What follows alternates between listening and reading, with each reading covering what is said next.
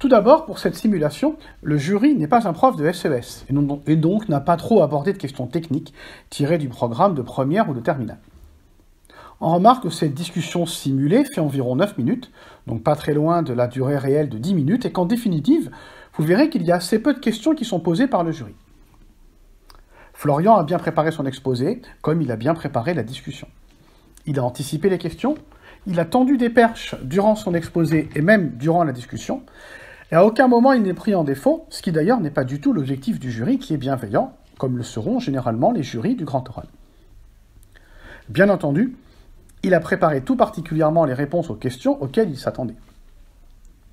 Il prend le temps de répondre, il est plutôt réfléchi. Il lui arrive un peu parfois d'hésiter, mais ça n'est absolument pas un souci, il s'en sort plutôt très bien. Il sourit quand il faut, mais on peut regretter que parfois il lui arrive de bouger un petit peu trop. C'est peut-être un petit peu amplifié par la simulation à distance pendant le confinement. Mais il faut reconnaître que le jury, donc moi, bouge aussi beaucoup. Globalement, c'est une bonne prestation, dont le candidat peut être satisfait, et les jurys aussi. Pour débuter, le jury pose une question qui vous sera souvent posée. Quelles sont les sources qui ont été utilisées dans la préparation de l'exposé ? Florian a bien préparé, il cite 2 sources, et donc n'a aucune difficulté à répondre à cette question qui le met parfaitement en valeur. Florian indique en souriant qu'il a trouvé dans ses recherches quelque chose qui n'était pas vraiment confirmé. Cela attire évidemment l'attention du jury, ce qui permet à Florian d'énoncer une statistique qui porte sur le taux de vie commune entre anciens participants d'Erasmus.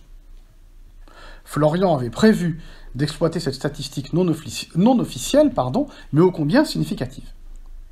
Naturellement, dans la foulée, le jury reprend une des perches qu'a tendu Florian durant son exposé, quand il a évoqué le film L'Auberge espagnole. Florian a bien entendu vu le film, il est capable d'en parler avec un petit sourire que comprendront ceux qui l'ont vu et qui savent bien qu'on n'y parle pas trop d'études.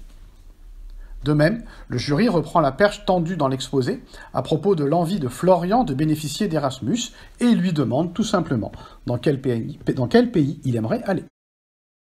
Pendant la réponse aux questions de Florian, on entend sonner un portable. Bon, cette vidéo est tournée en confinement et ça n'est peut-être pas le portable de Florian, peut-être le mien ou d'une autre personne de Nathan qui assistait à l'enregistrement. Mais de toute façon, cela vous permet d'évaluer l'effet négatif d'une sonnerie de portable pendant le grand oral. Éteignez votre portable et prévoyez d'ailleurs d'amener une montre puisque vous ne pourrez pas vous chronométrer ni regarder l'heure sur votre téléphone durant l'épreuve. Ici, la question est attendue. Le jury demande évidemment à Florian d'expliquer d'où vient le mot Erasmus, puisque Florian ne l'a pas expliqué durant son exposé. Florian s'attend donc à cette question, il sait évidemment qui est Erasmus, Erasme, et il sait aussi que c'est un acronyme compliqué et peu utilisé, commençant par European quelque chose. Florian marque facilement des points.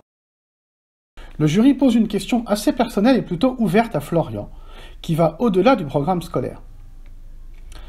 Se sent-il aujourd'hui un jeune européen ?